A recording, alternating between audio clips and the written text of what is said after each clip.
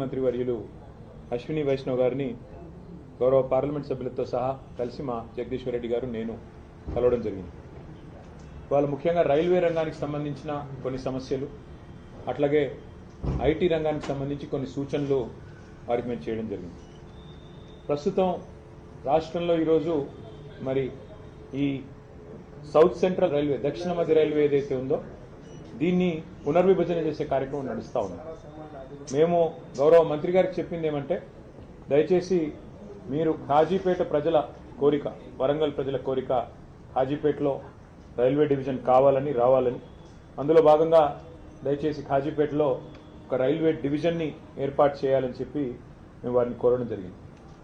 ఇది మా ప్రతిపాదన కాదు, రైల్వే ఉద్యోగులు, రైల్వేకి సంబంధించిన నిపుణులు చెప్తున్న ప్రతిపాదన. మేము ప్రతిపాదించిన ఈ రైల్వే డివిజన్ మిత్రులందరికీ నమస్కారం.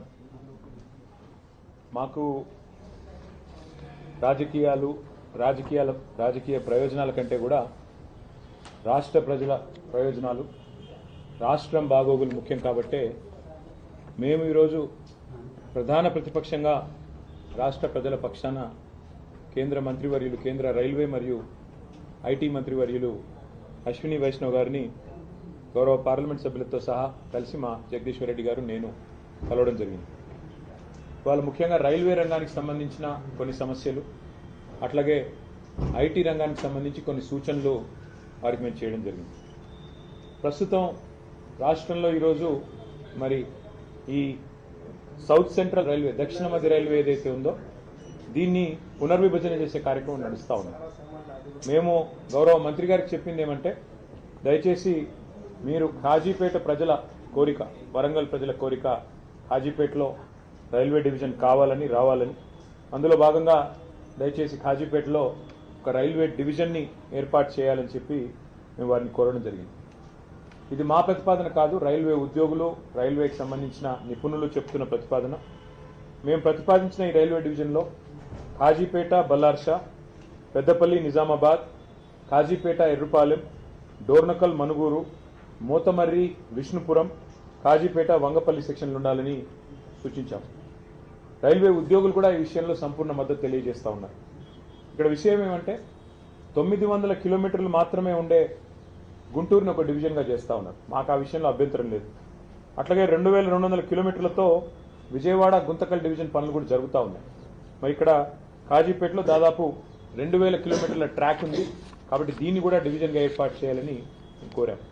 అట్లాగే మా రవిచంద్ర గారు కూడా కొత్తగూడెం డివిజన్ ఏర్పాటు చేసే సాధ్యాసాధ్యాలు పరిశీలించాలని చెప్పి వారు కూడా వివరంగా మరి మంత్రి గారికి రిప్రజెంటేషన్ కూడా ఇవ్వడం జరిగింది. సో కాజీపేట డివిజన్ అనేది ఒక డిమాండ్గా, అట్లాగే కొత్తగూడెం డివిజన్ అనేది మరొక డిమాండ్గా సాధ్యాసాధ్యాలు పరిశీలించి ఏ రకంగా చేస్తే బాగుంటుందో మరి న్యాయం చేయాలి అని చెప్పి వారికి కోరడం జరిగింది.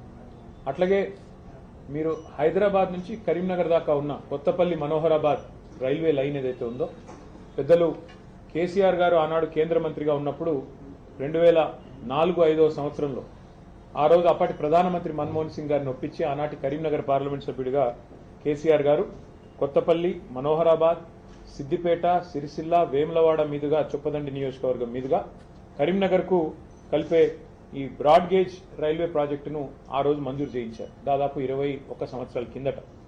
ఇది మొత్తం 151 కిలోమీటర్ల ప్రతిపాదన. కానీ ఎప్పుడైతే కేసీఆర్ గారు మరి తెలంగాణ ఇవ్వనందుకు నిరసనగా కేంద్ర మంత్రివర్గం నుంచి పక్కకు జరిగారో 2006లో, 2006 నుంచి 2014 వరకు 8 సంవత్సరాలు కాంగ్రెస్ ప్రభుత్వం ఆ ప్రతిపాదనను పూర్తిగా కోల్డ్ స్టోరేజ్లో పెట్టింది, పక్కన పెట్టింది. ఆ తర్వాత తిరిగి మళ్ళీ తెలంగాణ ఏర్పడ్డ తర్వాతనే మళ్ళీ ఇక్కడ కేంద్రంలో బీజేపీ ప్రభుత్వం వచ్చినాక మేము వారిని సంప్రదించి వారికి కొన్ని మరి కీలకమైన నిర్ణయాలు తీసుకోవడం వల్ల ముందుకు కదిలింది. అందులో ఏం చెప్పాము, ఉచితంగా భూసేకరణ మేమే చేసిస్తామని చెప్పి ఆ రోజు రాష్ట్ర ప్రభుత్వ పరంగా మనం ప్రతిపాదించడం జరిగింది. అట్లాగే 3వ వంతు ప్రాజెక్టు నిర్మాణ ఖర్చులో కూడా 3వ వంతు మేము భరిస్తాం, 1/3 కాస్ట్ మేము భరిస్తామని చెప్పాం. ప్రత్యేక ఒప్పందం చేసుకున్నాం. అప్పుడు పనులు 2014 తర్వాత మొదలైనాయి. మరి మొదలైన పనులు మధ్యలో కోవిడ్ వచ్చినా, ఇంకా ఇతరత్ర సమస్యలు వచ్చినా, మోడీ గవర్నమెంట్ సహకరించకపోయినా మనోహరాబాద్ నుంచి సిద్దిపేట వరకు సుమారు 76 కిలోమీటర్ల వరకు రైల్వే లైన్ పూర్తయింది. పూర్తయి అక్టోబర్ 3, 2023 అంటే మేము దిగిపోకంటే ఓ 2 నెలల ముందే ఆ 76 కిలోమీటర్లు పూర్తి చేశాం. కానీ మిగతా 75 కిలోమీటర్లు ఏదైతే ఉందో సిద్దిపేట, సిరిసిల్ల, వేములవాడ అక్కడి నుంచి మనకి చొప్పదండి మీదుగా కొత్తపల్లి పోయేది, ఇంతవరకు మళ్ళీ ఈ 2.5 సంవత్సరాల్లో కాంగ్రెస్ ప్రభుత్వం వచ్చింది, మళ్ళీ ఆ రైల్వే లైను మళ్ళీ ఆగమైపోయే పరిస్థితి ఉంది. అందుకే ఇవాళ కేంద్ర మంత్రి గారిని తెలంగాణ ప్రభుత్వం ఇంకా కొన్ని డబ్బులు ఇవ్వాలి. మనం గతంలో చేసుకున్న ఒప్పందం ప్రకారం 416 కోట్ల రూపాయలు మరి ఇవ్వాలి. అది ఇవ్వకపోవడం వల్లనే ఇవాళ కాంగ్రెస్ ప్రభుత్వ సహాయ నిరాకరణ వల్లనే ఆగింది అని చెప్పి మంత్రి గారు కూడా మాకు చెప్పడం జరిగింది. భూసేకరణ మరొక 96 హెక్టార్లు చేయాల్సి ఉంది అని చెప్పి మరి ఇక్కడ రాజ్యసభలో కేంద్ర ప్రభుత్వం మా సభ్యులు ప్రశ్న అడిగితే సమాధానం కూడా ఇచ్చారు. ఇక్కడ వాస్తవం ఏమంటే 20 ఏళ్ల కింద ప్రతిపాదించిన ప్రాజెక్ట్, ఇక సమయం గడిచిన కొద్దీ కాస్ట్ పెరుగుతా ఉంది. అందుకే మంత్రి గారికి గుర్తు చేశాం, మొదలు మంజూరైనప్పుడు 1160 కోట్లు ఈ రైల్వే లైన్ యొక్క అంచనా వ్యయం. ఈ రోజు అది 2780 కోట్లకు పెరిగింది, అంటే డబల్ కంటే ఎక్కువైంది. ఈ ప్రాజెక్ట్ వల్ల లాభం ఏంటి ఈ రైల్వే లైన్ వల్ల అంటే, మధ్యలో టెక్స్టైల్ హబ్గా ఉన్న సిరిసిల్ల, మరి ఒక తిరుపూర్ స్థాయిలో తమిళనాడులో ఎదిగేదానికి ఆస్కారం ఉన్న ప్రాంతం సిరిసిల్ల.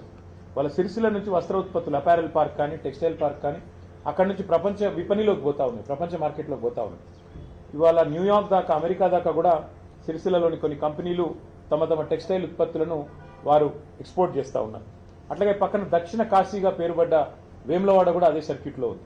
కాబట్టి రాజరాజేశ్వర స్వామి దేవాలయం అక్కడే ఉంది. లక్షలాది మంది మరి ఆ దేవాలయాన్ని కూడా సందర్శిస్తూ ఉంటారు.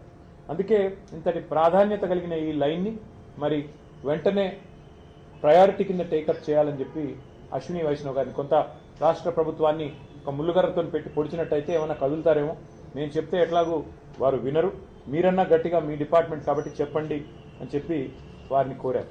దాంతోపాటు సిరిసిల్ల, వేములవాడ రైల్వే స్టేషన్లను కూడా అత్యాధునికమైన సౌకర్యాలతో అమృత్ భారత్ స్టేషన్ పథకంలో చేర్చాలని చెప్పి కూడా వారిని కోరారు. దాని తర్వాత ఆ స్టేషన్ నుంచి, తంగళ్లపల్లి రైల్వే స్టేషన్ నుంచి నేరుగా మిడ్ మానేర్ రిజర్వాయర్ మీదుగా ఎలాంటి ల్యాండ్ ఎక్విజిషన్ అవసరం లేకుండా ధవళేశ్వరం వద్ద ఎట్లా అయితే ఒక రైల్ కమ్ రోడ్ బ్రిడ్జ్ ఉందో అదే పద్ధతుల్లో ఒక రైల్ కమ్ రోడ్ బ్రిడ్జ్ని కూడా మంజూరు చేయండి అని చెప్పి గౌరవ మంత్రి గారిని మరి కోరడం కూడా జరిగింది. అట్లాగే ఇవాళ మీరు గమనించినట్టయితే హైదరాబాద్ నుంచి ఇవాళ వరంగల్ మీదుగా మన కాజీపేట జంక్షన్ మీదుగా మనకు ఢిల్లీ రైళ్లు అన్నీ వస్తూ ఉంటాయి. అట్లా కాకుండా అటు లోడ్ ఎక్కువ పెరిగింది కాబట్టి రేపు కరీంనగర్ నుంచి ఇటు మంచిర్యాల వైపు నుంచి తీసుకొని పోవాలి రైళ్లు అంటే ప్రత్యామ్నాయంగా ఎలక్ట్రిఫికేషన్ జరగాలి, లేన్ ఎలక్ట్రిఫికేషన్, రూట్ ఎలక్ట్రిఫికేషన్ జరగాలి. ఇవాళ ఈ రైల్వే లైన్ ఏదైతే ఉందో కొత్తపల్లి మనోహరాబాద్, దీన్ని సంపూర్ణంగా ఎలక్ట్రిఫికేషన్ కూడా టేకప్ చేయాలని చెప్పి మంత్రి గారిని విజ్ఞప్తి చేశాము. ప్రధానమంత్రి గారు ఏదైతే చెప్తున్నారో PM గతి శక్తి అని, ఆ లక్ష్యాలు అందుకోవాలంటే ఎలక్ట్రిఫికేషన్ కూడా చేయాలి, తద్వారా లోడ్ కూడా తగ్గాలి అని చెప్పి కూడా వారికి విజ్ఞప్తి చేయడం జరిగింది. అట్లాగే మంత్రి గారికి ప్రత్యేకంగా ఇంకో విషయం కూడా చెప్పారు. వారు IT మంత్రి కూడా, రైల్వే మంత్రి మాత్రమే కాదు IT శాఖ మంత్రిగా కూడా ఉన్నారు. కాబట్టి వారికి చేసిన విజ్ఞప్తి ఏమంటే, గతంలో కేసీఆర్ గారి నాయకత్వంలో మేము అన్ని పాత జిల్లా కేంద్రాలలో, ఆదిలాబాద్ కావచ్చు, కరీంనగర్ కావచ్చు, నల్లగొండ కావచ్చు, మహబూబ్ నగర్ కావచ్చు, ఖమ్మం, కరీంనగర్, నిజామాబాద్ అన్ని చోట్ల IT టవర్లు కట్టాం. మొత్తం ప్రతి చోట 50,000 స్క్వేర్ ఫీట్ల పైన IT టవర్లు కట్టాం. అట్లాగే వరంగల్లో అయితే Genpact, L&T, Mindtree, tech Mahindra, అట్లాగే సైంట్ లాంటి కంపెనీస్ని కూడా తీసుకొచ్చి వాటితోన అక్కడ కార్యకలాపాలు ప్రారంభించాం. ఎక్కడి పిల్లలకు అక్కడే ఉద్యోగ అవకాశాలు రావాలి, ఎక్కడి పిల్లలు అక్కడే మరి వారు తమ తమ జిల్లాల్లోనే తమ తమ ప్రాంతాల్లోనే హైదరాబాద్కి వలస వచ్చే అవసరం లేకుండా మరి బ్రహ్మాండంగా అక్కడే స్థిరపడాలన్న కోరికతో ఈ IT హబ్లు అత్యాధునికంగా 10 కేంద్రాల్లో మేము కట్టాం. ఇవాళ అవన్నీ కూడా కాంగ్రెస్ ప్రభుత్వం వచ్చిన తర్వాత దివాలా తీసి బూత్ బంగ్లాలుగా మారిపోయే పరిస్థితి వచ్చింది. అందుకే ఇవాళ కేంద్ర మంత్రి గారిని ఏం కోరామంటే, ముఖ్యంగా వరంగల్ అనేది హైదరాబాద్ తర్వాత 2వ అతిపెద్ద పట్టణం తెలంగాణలో, 10 లక్షల జనాభా ఉన్న పట్టణం, బ్రహ్మాండంగా పెద్ద ఎత్తున కాలేజీలు, పెద్ద ఎత్తున విద్యార్థులు ఉన్న ప్రాంతం వరంగల్. అక్కడ మంత్రి గారిని మేము కోరింది, మీరు మా గతంలో చేసిన పనులన్నీ వారికి వివరించి చెప్పాం, కానీ ఈ 2 ఏళ్లలో IT గ్రోత్ మందగించింది. ఇది మేము చెప్తున్న మాట కాదు, మేము చేస్తున్న ఆరోపణ కాదు.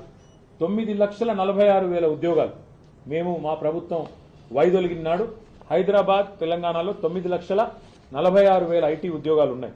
మరి ఈరోజు మన రాష్ట్ర ప్రభుత్వం వాళ్ళు చెప్తున్న మాటలే, గవర్నర్ గారి ప్రసంగంలో చెప్పారు 7,000 ఉద్యోగాలు తగ్గాయి, ఇప్పుడు కేవలం 9,39,000 ఉద్యోగాలు ఉన్నాయని.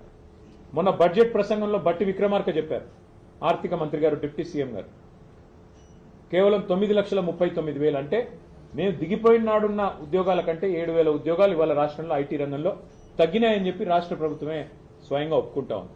దీనికి కారణాలు ఏమైనప్పటికీ ఇవాళ మంత్రి గారిని మేము అడిగింది ఏమంటే, ఇన్ఫ్రాస్ట్రక్చర్ ఉంది, వరంగల్లో బ్రహ్మాండమైన ఐటీ హబ్ కట్టినాం, అక్కడ ఒక India AI center, India artificial intelligence centre, India data lab వరంగల్లో కేంద్ర ప్రభుత్వం అక్కడ ఉన్న ఇన్ఫ్రాస్ట్రక్చర్ను వినియోగించుకుని ఏర్పాటు చేయండి. హైదరాబాద్ తర్వాత అంత ప్రాముఖ్యత ఉన్న నగరం వరంగల్ కాబట్టి తెలంగాణలోనే మరి రెండవ అతిపెద్ద నగరం వరంగల్, అక్కడ ఏర్పాటు చేయండి ఇండియా ఏఐ ల్యాబ్, ఒక ఇండియా ఏఐ సెంటర్ లేదా ఇండియా ఏఐ డేటా ల్యాబ్ ఏర్పాటు చేయండి అని చెప్పి కొత్త పాలసీలో భాగంగా వారిని కోరడం జరిగింది. అట్లాగే కరీంనగర్, ఖమ్మం అక్కడ సైబర్ సెక్యూరిటీకి సంబంధించిన ఒక ఆర్టిఫిషియల్ ఇంటెలిజెన్స్ కేంద్రాన్ని ఏర్పాటు చేయండి, సెంటర్ ఆఫ్ ఎక్సలెన్స్ ఏర్పాటు చేయండి అని వారిని కోరాం. అట్లాగే సెమీ కండక్టర్ డిజైన్ మరియు డీప్ టెక్ రంగాల మీద మరి దృష్టి సారించే విధంగా STPI centre, software technology parks of India సెంటర్లను, centre of excellence, centre for entrepreneurship కూడా ఏర్పాటు చేయండి. మీకు ఇష్టమైన చోట, అది మహబూబ్నగర్ కావచ్చు, నల్గొండ కావచ్చు, మీకు ఇష్టమైన చోట ఈ 10 ప్రాంతాలు ఉన్నాయి, ఎక్కడ మీకు అనుకూలంగా ఉంటే అక్కడ మీరు దయచేసి ఇది కూడా ఏర్పాటు చేయండి. సో ఒక centre of excellence of STPI on entrepreneurship ఏర్పాటు చేయమని కోరాం. దాంతోపాటు మరి అందుబాటులో ఉన్న ఈ ఐటీ టవర్లలో అన్ని మౌలిక సదుపాయాలు ఉన్నాయి. రాష్ట్రమంతా T-Fiber కార్యక్రమాన్ని కూడా మా ప్రభుత్వమే చేసింది. కనెక్టివిటీ రాష్ట్రం అంతటా కూడా ఉంది. కాబట్టి పాలసీ ఫ్రేమ్వర్క్ కూడా సిద్ధంగా ఉంది, ఇన్ఫ్రాస్ట్రక్చర్ సిద్ధంగా ఉంది. ఈ అన్ని నగరాలు, అన్ని పట్టణాలు ఇప్పటికి మా ప్రభుత్వం వచ్చింటే ఉపాధి కేంద్రాలుగా మారే అవకాశం ఉంది. యంగ్స్టర్స్ కి హైదరాబాద్కి, బెంగళూరుకి పోయే అవసరం లేకుండా ఇంకా ఎక్కువ ఐటీ విస్తరణ జరిగేదానికి మా ప్రణాళికలు ఉండినాయి. కానీ ఈ ప్రభుత్వం, కాంగ్రెస్ ప్రభుత్వం పట్టించుకోవట్లేదు. మీరన్నా జోక్యం చేసుకొని వారికి తెలియజెప్పండి. ఈ Tier 2 సిటీస్ అంటే ద్వితీయ శ్రేణి పట్టణాలు, వాటిని మరి పెంచాలి, విస్తరించాలి. ప్రపంచవ్యాప్తంగా ఉన్న ట్రెండ్కు అనుకూలంగా మనం కూడా ఏఐని వినియోగించుకోవాలి, ఆర్టిఫిషియల్ ఇంటెలిజెన్స్ని. అందులో భాగంగానే ఏఐ డేటా ల్యాబ్స్ కానీ, ఏఐ సెంటర్స్ కానీ ఏర్పాటు చేయండి అని చెప్పి మరి కేంద్ర మంత్రి గారికి కొన్ని విలువైన సూచనలు కూడా చేయడం జరిగింది. దాదాపు అన్ని విషయాలు కూడా వారు విన్నారు. మరి విని తప్పకుండా పరిశీలిస్తానని చెప్పి మాటిచ్చారు. మాటిచ్చిన తర్వాత మరి రైల్వే, అదేవిధంగా ఐటీ 2 రంగాలకు సంబంధించి కూడా చాలా సావధానంగా అన్ని కూడా వారికి వివరించి చెప్పాము. న్యాయం జరుగుతుంది అని చెప్పి ఆశిస్తాము. Thank you. ఢిల్లీకి వస్తుంది సీఎం రేవంత్ రెడ్డి ఉంటున్నటువంటి సమయంలో కేటీఆర్ వస్తున్నారు, ఇద్దరు ఏదో కోఆర్డినేషన్ చేసుకోవడానికి, మీటింగ్ పెట్టుకోవడానికి వస్తున్నారని చెప్పి మధ్యాహ్నం ధర్మపురి అరవింద్ కామెంట్. అంటే ఆయన జూబ్లీ హిల్స్ లో ఉంటాడు, నేను కొద్ది దూరంలో ఉంటాను, మాకు ఢిల్లీ దాకా రావాల్సిన అవసరం సీక్రెట్ మీటింగ్స్. అంటే రేవంత్ రెడ్డి గారు కేసులు పెట్టేది మా మీద, రోజు తెల్లారలేస్తే దాడి చేసేది మా మీద. రేవంత్ రెడ్డి గారికి రహస్య మిత్రులు బీజేపీ వాళ్ళని రాష్ట్రం అందరికీ తెలుసు.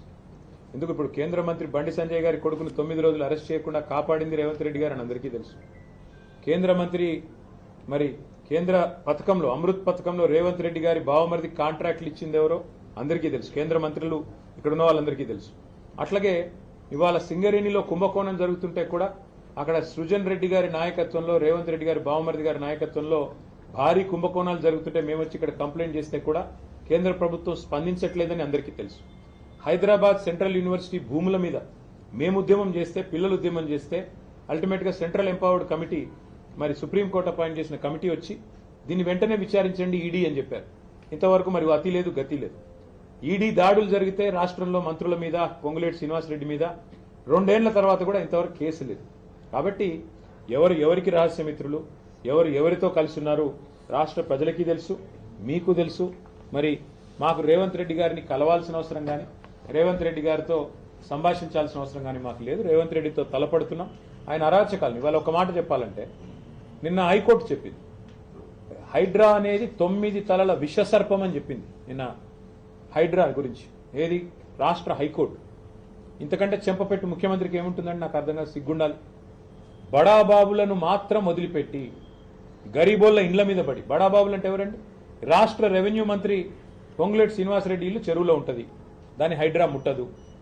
రాష్ట్ర ముఖ్యమంత్రి గారి సోదరుడు ఇల్లు FTL లో ఉంటుంది, దాన్ని హైడ్రా ముట్టదు. రాష్ట్ర మంత్రులు వివేక్ గారు, శాసన మండలి చైర్మన్ సుఖేందర్ రెడ్డి గారు, రాష్ట్ర రాష్ట్రంలో ఇంకా కీలక నేతలు చాలా మంది బిల్డింగ్లన్నీ చెరువుల్లో ఉన్న షికాల్లో ఉన్న వాటిని మాత్రం హైడ్రా ముట్టదు. ఎవరిని ముడుతుంది హైడ్రా? బీద బిక్కి మధ్యతరగతి ప్రజలు. నేను అడుగుతా ఉన్నా ముఖ్యమంత్రిని, కబ్జా కోరులు అంటున్నావు, అందరికంటే పెద్ద కబ్జా కోరులే నీ అన్నదమ్ములు కదా, అందరికంటే ఎక్కువ ఆస్తి దోస్తున్నది, అందరికంటే ఎక్కువగా ఇవాళ విధ్వంసం చేస్తున్నది నీ మంత్రులు కదా. 1 కోటి ఎకరాలు నిషేధిత జాబితాలో పెట్టింది నీ మంత్రి కాదా?